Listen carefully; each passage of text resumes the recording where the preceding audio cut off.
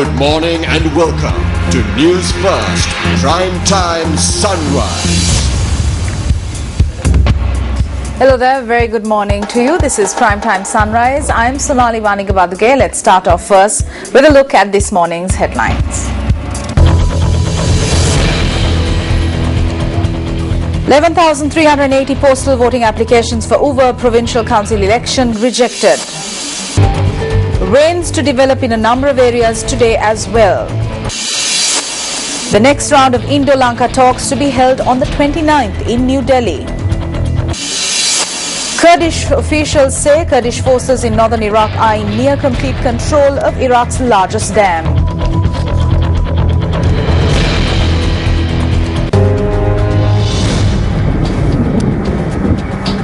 Starting off with a look at the weather update, residents in several areas of the island were facing severe hardships over the past few months owing to the dry weather conditions and the drought being experienced. Now, these areas experienced rains both yesterday and the day before. According to the Met Department, several spills of showers are forecast in the western, Sabaragamuwa central provinces and in the Gaul and Matara district. We contacted the duty meteorologist of the Department of Meteorology, Channa Rodrigo, to elaborate further on the weather conditions. Several spells of showers will occur in the western, Sabaragamuwa and central provinces and in the Gaul and Matara district. Showers may spread to northwestern province too. Thunder showers will develop at several places in the northern, north central, Uva and eastern provinces during the afternoon or evening. There may be temporary localized storm winds during the thunder showers. General public is kindly requested to take adequate precautions to minimize the damages caused by lightning activities during the thunder showers.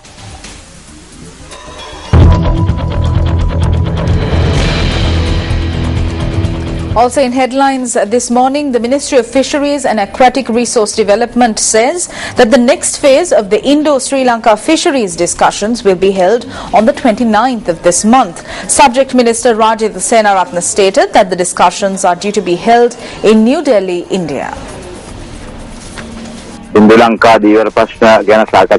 Fresh round of discussions between the officials of the Indo-Sri Lanka fisheries issue will be held on the 29th of August in New Delhi. Last session was held in Sri Lanka. This time it will be held in India.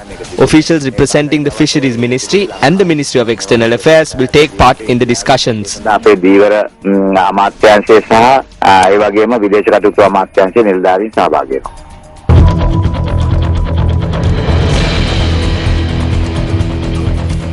The fourth defence seminar will get underway in Colombo today. It will discuss the challenges being faced by Sri Lanka in the backdrop of having emerged from the clutches of terrorism and forging ahead towards development. Director of the Media Unit of the Defence Ministry, Brigadier Ruan Vanigasuria, stated that the international delegates participating at the seminar have already arrived in the island. The summit will commence today and will conclude on the 20th of this month. Brigadier Vanigasuria noted that delegates from 60 countries, including from India, Afghanistan, Pakistan, Malaysia, as well as European countries, will take part at the summit.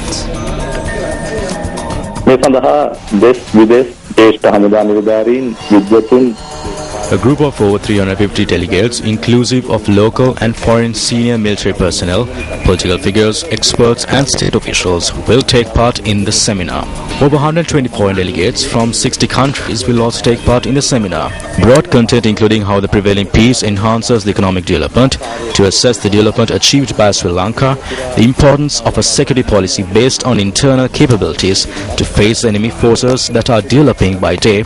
We will be discussing of an important factor for development, which is stability, and how to solve problems faced with regards to security too will be discussed at the seminar.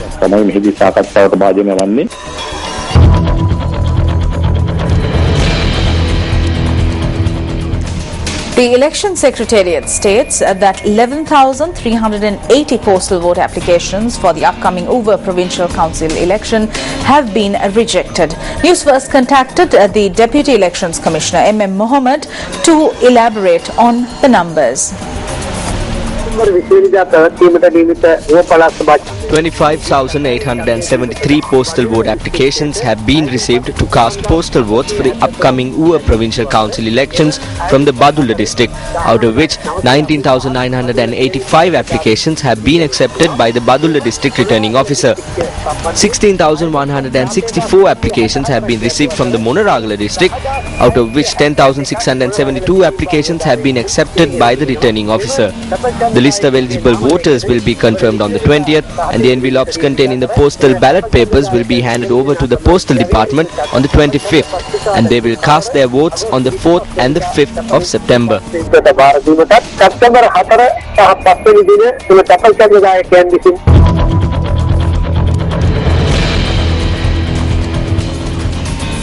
Health officials state that the large number of Pakistani refugees who are presently in the Negombo area pose a risk for the spread of malaria in Sri Lanka. There are over 1,500 such refugees in the Negombo area. Chief Medical Health Officer of the Negombo Municipal Council, Dr. N.K. Vijayalath, stated that a special health program is underway in view of this situation.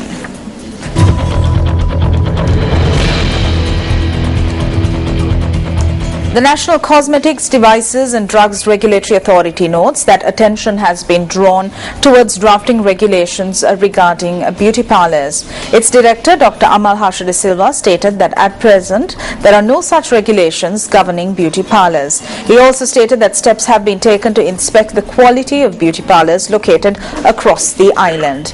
Newsfirst contacted Dr. De Silva in this regard. Good morning to you, Doctor. Good morning.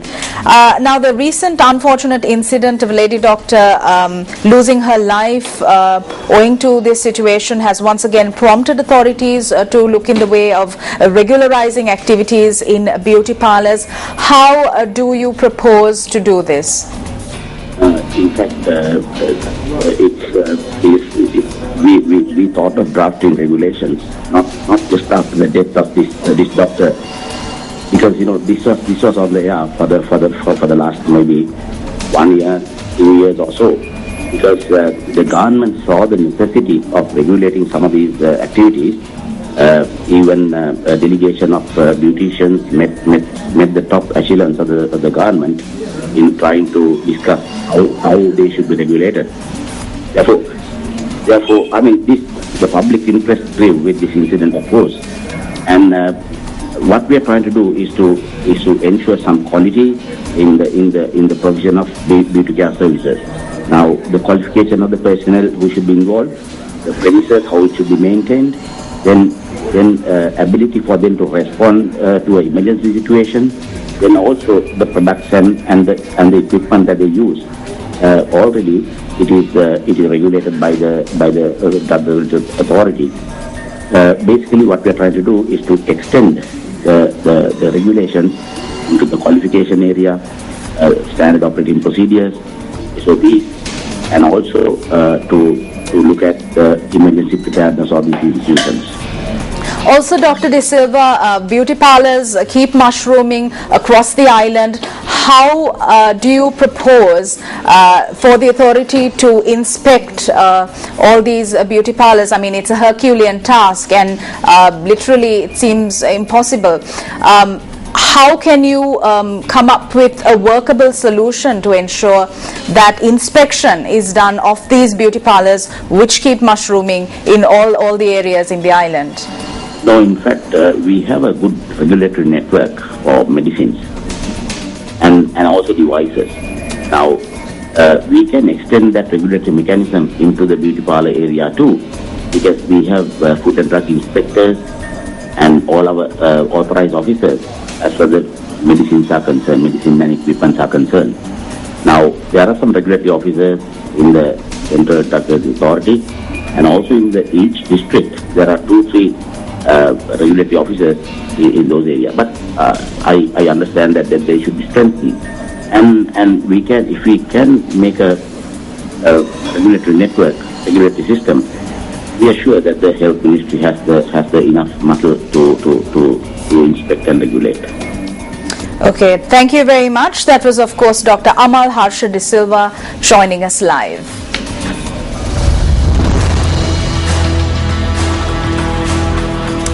In news overseas, Kurdish officials said that Kurdish forces in northern Iraq are in near complete control of Iraq's largest dam after ousting Islamic State militants.